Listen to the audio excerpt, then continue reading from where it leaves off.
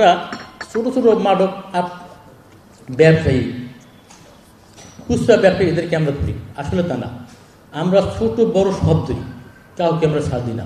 তাও তো আমার থিওরি, আমি সেই থিওরিতে বিশ্বাস করি। কেউ বলে যে শুধু বড়দের ধরেন, খুচরা ধরে লাভ কি, আমি তাও বিশ্বাস করি না। বড় ধরবো, ছোটও ধরবো।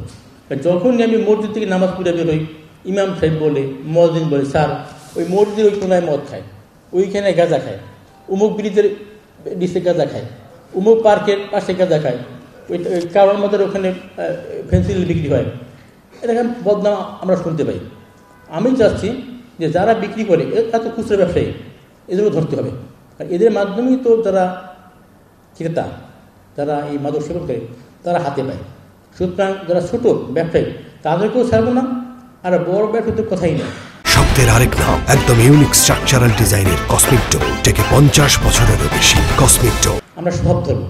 আমি একটা আপনাদের সদা অবগতির জন্য কয়েকটি ফিগার বলবো আমরা, যে আমরা যে ছোটো ধরি না, বড়ও ধরি, সেটা আমাদের বদনাম হয়। আমি গেছিলাম এই গত 5 তারিখ, এই বৃহস্পতিবারে, এই 3 তারিখ গেছিলাম আমি নীলফামারী আর রংপুর, একদিনই 2 জায়গায় আমি কর্মশালা করেছি।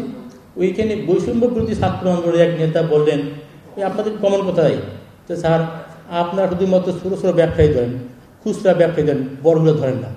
আমি বললাম তা না, আমরা বড়ও ধরি। উদাহরণ দিয়ে বললাম, ঠিক তার আগের দিন 2 তারিখই প্রায় 1500 বোতল ধরা পড়ছে এই রংপুরি। তার যেখানে বললো 2 তারিখে আগের দিন বলবেন 1200 বোতল ফেন্সিডিল ধরা পড়ছে, ওই থেকে আগের দিনই এই রংপুরি ধরা পড়ছে। আমি বললাম দেখেন, এই বড় বড় উদ্যোগ আছে, এই গত একদিন আগে ধরা পড়তে আমি জানেন না, হয়তো 1200 বোতল পেন্সিল ধরা পড়ছে, একটা কার সহ।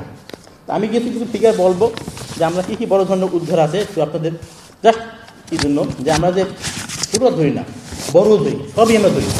যদি আপনারা কোথাও মনে করেন, আমি বলি না আমরা ফেরেশতা মানুষ, আমাদের লোকজন সব ফেরেশতা তা বলি না, তাদের মধ্যেও অসৎ লোক আছে, খারাপ লোক আছে। যদি কোথাও আপনারা জানতে পারেন যে কোনো একটা বড়ো ব্যবসায়ী সন্ধান পাওয়া সত্ত্বেও আমাদের কেউ গাফিলতি করছে, ধরে নেয় বা ছেড়ে দিয়েছে, আমাদেরকে জানাবেন, আমরা কঠোর অ্যাকশন নেব।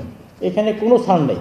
মাদকের সাথে যে কম্প্রোমাইজ করবে তার বিরুদ্ধে আমরা জিরো টলারেন্স, তাকে আমরা ছাড় দেবো না, তাকে আমরা আনিয়ে আসতে আনবো। যদি লাগে ডিপার্টমেন্ট প্রসিডিং, যদি বড় কাজ করে একদম ফৌজদারি মামলা দিয়ে হাজতে পারে মামলা রুজু হবে।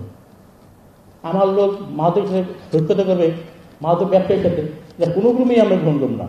এখানে জিরো টলারেন্স, যেই হোক না কেন।